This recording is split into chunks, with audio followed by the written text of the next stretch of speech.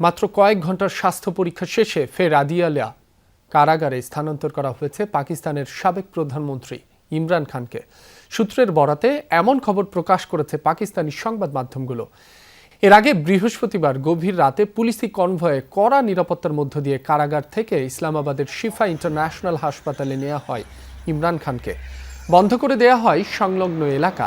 Police ছাড়াও মোতায়েন ছিল কারা কর্তৃপক্ষ, পাকিস্তান রেঞ্জার্স ও স্থানীয় প্রশাসনের ৮০০-র বেশি সদস্য। তার আগে হাসপাতালের সার্বিক নিরাপত্তা ব্যবস্থা পরিদর্শন করেন পুলিশ পরিদর্শক। মঙ্গলবার কারাবন্দী ইমরান খানকে স্বাস্থ্য পরীক্ষার জন্য ৪৮ ঘন্টার মধ্যে হাসপাতালে নেয়ার নির্দেশ দেন পাকিস্তানের সর্বোচ্চ আদালত।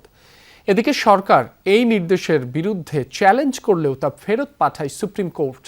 ২০২৩ সালের আগস্ট থেকে কারাবন্দী ইমরান খান বছরখানেক ধরেই তার শারীরিক অবস্থার অবনতি নিয়ে উদ্বেগ তৈরি হয়। বর্তমানে তার বিরুদ্ধে রাষ্ট্রীয় তোষাখানা ও বেআইনিভাবে বিয়ে করার মামলা রয়েছে। তবে কয়েকটি সাজা বাতিল হলেও এখনো বেশ কিছু মামলা বিচারাধীন।